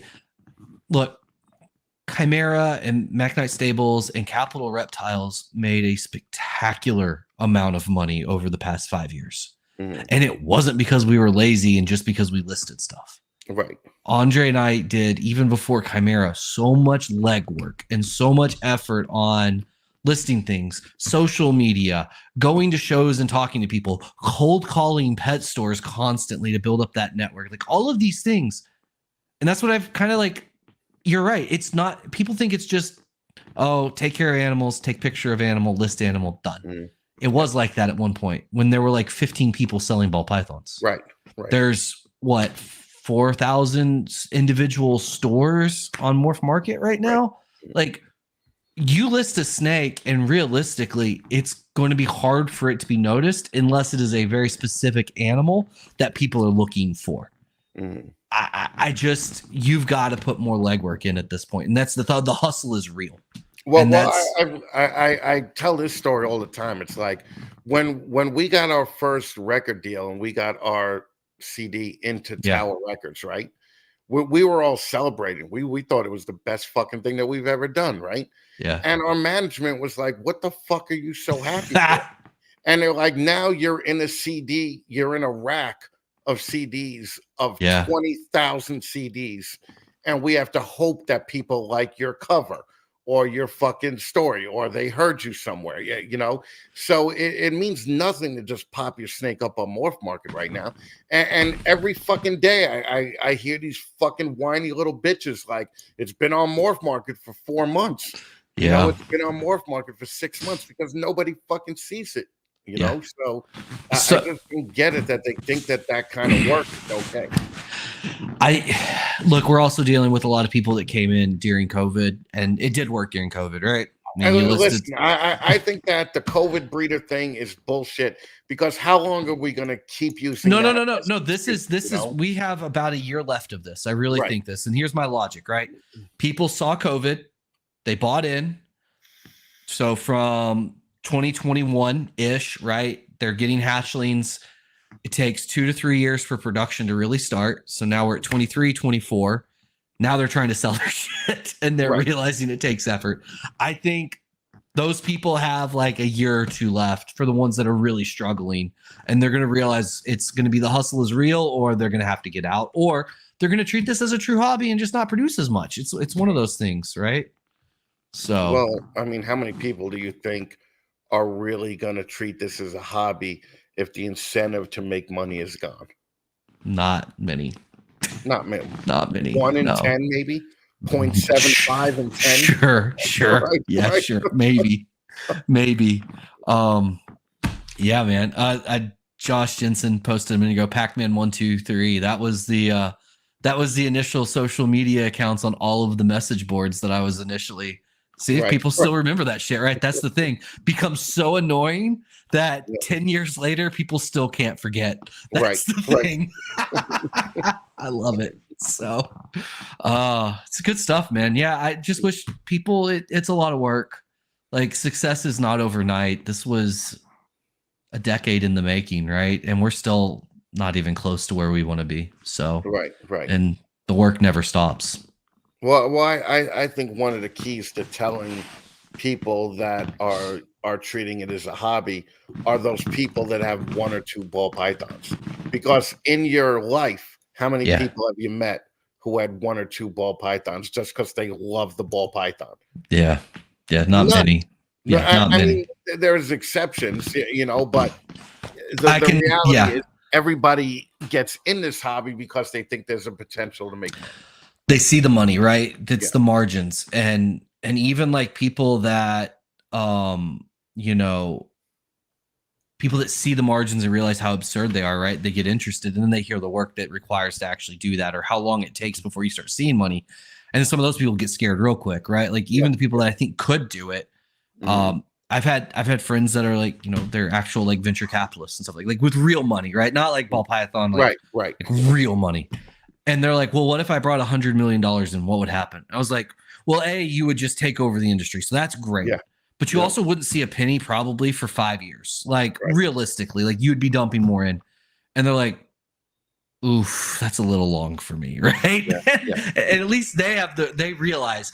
And I think sometimes like the average person doesn't necessarily see that, right? They're like, oh, I'll just jump the line. I'll buy breeders and it'll be okay. Not realizing like how much they're diluting their value by buying breeders and other issues. So anyway, it's the problem we have of having an industry that's driven by a hobby. Essentially, it is a hobby-driven industry, right? And you get a lot of people that come in that think they have a business but really have a hobby, and there's nothing wrong with that. And I'm not shaming or shitting on people for that. I think that's great, but you just there needs to be an awareness there and kind of there's nothing wrong with making an extra 40, 50 grand a year. There's nothing wrong with that. Dude, there's nothing wrong with making an extra 10 grand. 10 grand a year for a lot of people would be life-changing. Change their lives. Life-changing. Yeah. And that's very doable if you are responsible in what you purchase and breed. The problem I think a lot of people run into is they dump way too much money into it and they get over their heads. And they also use credit. I realize aside from a house and a car, this is so stupid. A ball python is the most expensive purchase most breeders are going to make in their lifetime. Right. And so it's like, if you're going to do that, you need to really make sure you got a good plan for what you're going to do with that purchase. because when you go buy a house, you got a good plan. You're going to fucking live in it or rent it. You got a plan. When you're buying a car, there's a purpose for that vehicle. Why wouldn't you go into the next massive purchase of your life with a plan? Like, be responsible. Yeah, the credit card thing. Oof, that's buddy. Look, I'm a huge fan of leveraging debt, but credit card debt is terrifying. Aside from the fact that it can just, in theory, disappear and like you just get a huge credit hit for 7 years. But like, guys, if you're buying something at 22 or 30% interest, you got to be really, really, really confident you're going to be making way more than that back way quick. Yeah. Fucking even $5,000 at 30% interest, dude. Like, you're overpaying for that snake. Right? You would have to really like, even like buying like a $10,000 or $20,000 male that you have the perfect females lined up for. I'd probably say, like, if this is literally the only way to get it, just know the risk you're diving into. But aside from that, like, buddy, you've got to really be sure. Like, that's scary. That's where people get upside down real fast and it turns into a problem. So bunch of fucking free advice. There it is, guys. Yeah, free consulting advice. Yeah, free consulting advice, and you're gonna have to pay for that advice pretty soon. Yeah, basically, guys, you're gonna pay for me to tell you should sell your snakes. Just get ready for that. Okay? Yeah, that's what we're gonna do here. You're gonna pay for advice that you could just watch this podcast for free. You know what? That's this episode. You know what we have here, Chris, is this is like quality, like OnlyFans content where you could, just go to the hub and watch it for free and get everything you really need out of it, right? Yeah. Or you can pay for my membership. I'm probably just going to pull this episode down and put it on Patreon. There we go. There we go. I like it. That's it. Put it behind the paywall. I like it. That's good. Fucking paywall that shit, right? Yes. I love it. I love it so much. Patrick, my friend, thank you very much for fucking once again, doing this penultimate episode. Yeah, man. Of the year, okay. Yeah. Only one more of the year left, and Patrick is a former 15 Minutes of Wayne contestant. Okay. Yes. Fucking A, and that's actually starting next in 2 weeks on the 16th. We're starting up the whole new fucking voting round for best new breeder of 2024. I love it. You're in good company with fucking Patrick Macknight. That's good stuff, guys. Patrick Macknight was year one, right? Like where we did shit. Episode 1. It was the very first. Yeah. Year 1, episode 1. If I had known that I could just write a email script to win, I definitely would have cheated, but I wasn't smart enough to cheat. So Shane got that W. So congratulations, Shane. I'm not bitter. It's fine. I think the great thing that Shane did is back then it was still an audio podcast only. Yeah. And Shane was doing video to promote him in the fucking contest. Shane put in so much effort, and good on him. I put in effort for like 3 days. And my own family wasn't voting for me, and I was like, I'm done. I'm done. That was pretty funny. Yeah, I'm done. I was just like, guys, there's 57 of y'all, and I have 7 votes. Fuck all of you. Okay, fuck every one of you. And I was done. And that was in the days where there were only like 4,000 or 5,000 votes. If my immediate family had just voted daily like I asked, it wouldn't even have been close. You would have had 2,500 votes right there. It wouldn't even have been close. But I gave up almost immediately, and I was like, he wants this more than I do. And I mean, he was walking around job sites, like campaigning, like dude put in the work. He deserved it. He was at the Parthenon in Tennessee pretending like he was at the Parthenon in Greece. Yeah. Right? He was kissing babies. I will say, if I had known there was going to be a championship belt and I could take an awkward ass photo like Antoine and Steven did with Justin, I would have put in the work. There is. That belt is fucking, that belt's international already. That belt was to Canada. Shane fucking walked into Canada with that belt like he was Hulk fucking Hogan. See, he wanted it more, man. This guy who's running into 15 minutes this year was there. Yeah. And he asked Shane if he could take a picture with the belt. And Shane was like, no, you got to earn this shit, motherfucker. It's like the fucking Stanley Cup. I would like to believe that if Shane didn't win 15 minutes of lame, like he just wouldn't be in the industry anymore. I think that mattered. I think it mattered so much to him that it became his personality. Yeah, Like it's yeah, so no, it great. was And fucking great, man. I love it for him. Like Shane has crushed it and it is so great, but that it's so good. And then Antoine too. Fucking Antoine Yeah. crushed it.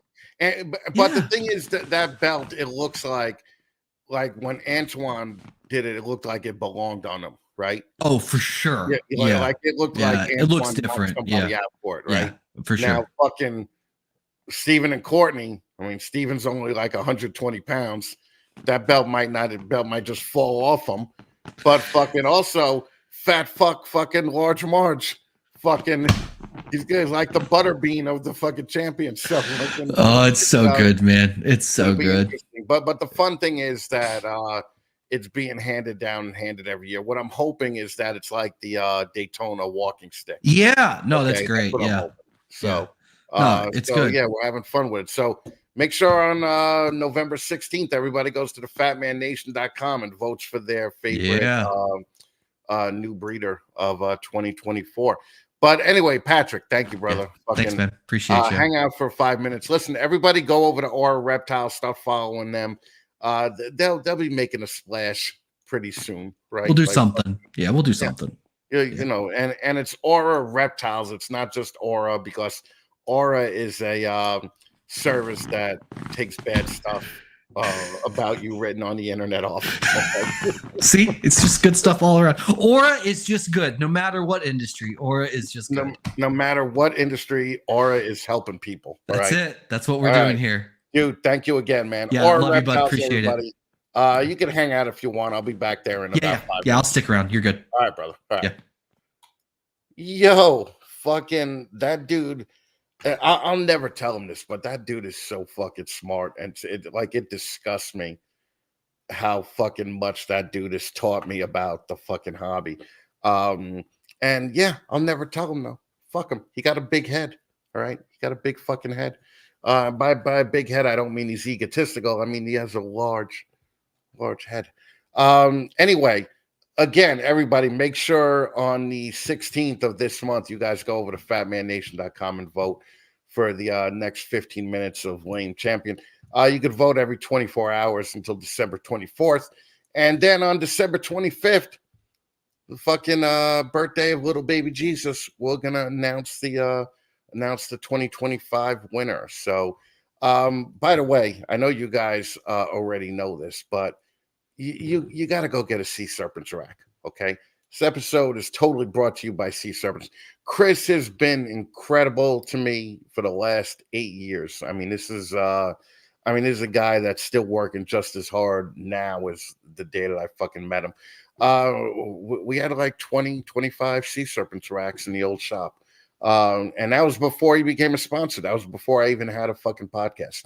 So if you want a quality PVC rack that looks great in your living room, go check out Chris at Sea Serpents racks and incubators. SeaSerpents.com, everybody. So, all right. Thank you, everybody, for hanging out all night. I really appreciate you guys coming and staying and showing up for Patrick. In 2 weeks, we're going to have the last episode of the year because I take December off to concentrate on the contest.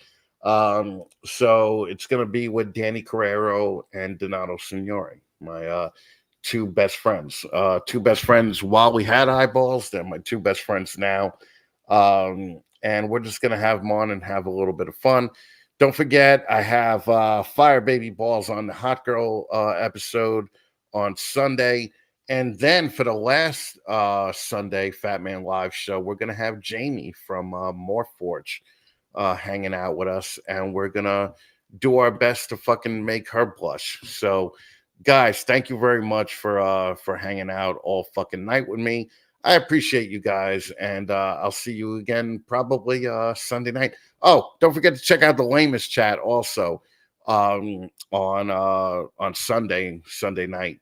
It's going to have William Sanford from Visionary Exotics on. William's been a great guy and supporter of all the shows. He's also running in the 15 Minutes of Lane contest. Don't forget, we're also going to be at the Gettysburg Reptile Expo on November 9th. So I hope to see you guys there. Make sure you stop by and say hello. I'll be the fat guy that looks like Eric Cartman with a top hat in a wheelchair, missing a leg. So don't tell me that you didn't see me there, right? All right, guys, take it easy. Have a good night, man.